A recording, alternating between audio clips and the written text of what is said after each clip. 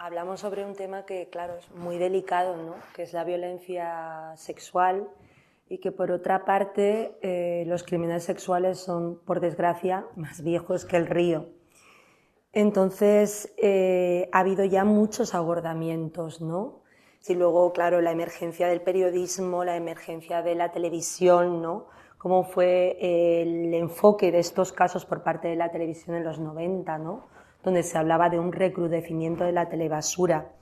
Yo creo que la responsabilidad que asumía yo como narradora, como dramaturga de esta historia también, era cómo buscar un nuevo punto de vista o una nueva gramática para afrontar este tipo de casos, ¿no? Este tipo de casuística. Yo tengo la ventaja de que yo no informo, yo creo, ¿no? Yo hago arte. Entonces sí que tenía mucho la herramienta de la poesía. Yo me apoyo muchísimo en la poesía para dignificar ese lugar también de la víctima, ¿no? Para resucitar a las muertas, como decía Walter Benjamin. Bueno, yo las voy a resucitar, pero lo voy a hacer desde la poesía. Y es verdad que también estas narraciones antaño caían en mano de otro tipo de perspectiva. Yo creo que por suerte ahora hay narradoras, hay dramaturgas, hay cineastas, hay directoras que tenemos también la responsabilidad de hacer esto. ¿Desde qué lugar? ¿Desde qué otra perspectiva? ¿Cómo lo vivimos nosotras cuando éramos niñas? La avalancha de información sobre estos casos. ¿La digerimos? ¿No la digerimos? Entonces, para mí era ese poder, pero también esa responsabilidad.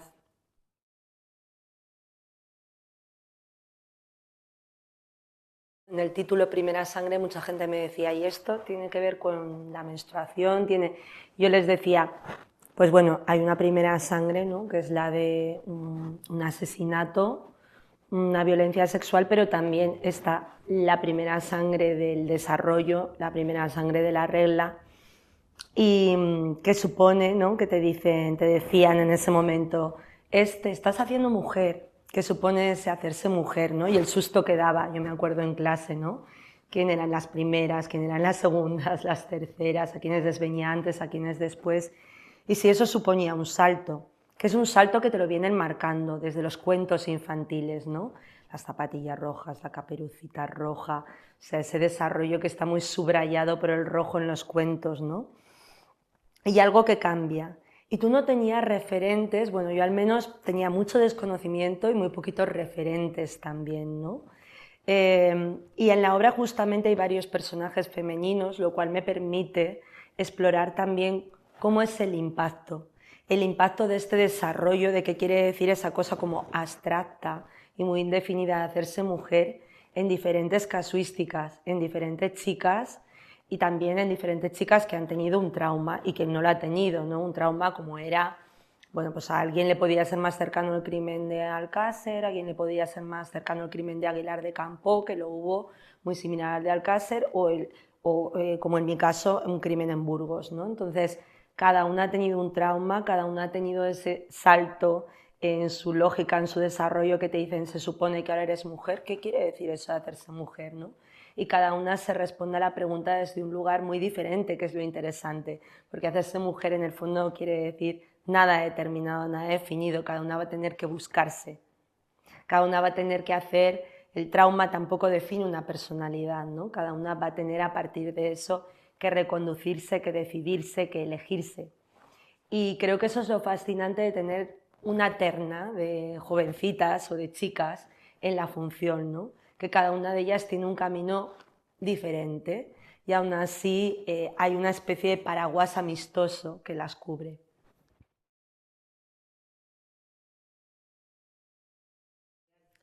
Mira, mi caso es un poco curioso porque, bueno, me considera mucha gente escritora, suelo abrirme o tener como el salvoconducto, el pasaporte, a veces, como en este caso de Primera Sangre, consiguiendo un premio literario de teatro, como el Jardiel Poncela, pero yo cuando llego a la sala, con el texto soy impiadosa. O sea, para mí el texto está al nivel de las imágenes, está al nivel de los sonidos, y se trata de hacer prácticamente la dramaturgia de cero, sabiendo que también tengo ese remanente que es el texto, ¿no? Que ahí tengo otro material que está ahí, pero es un material de derribo.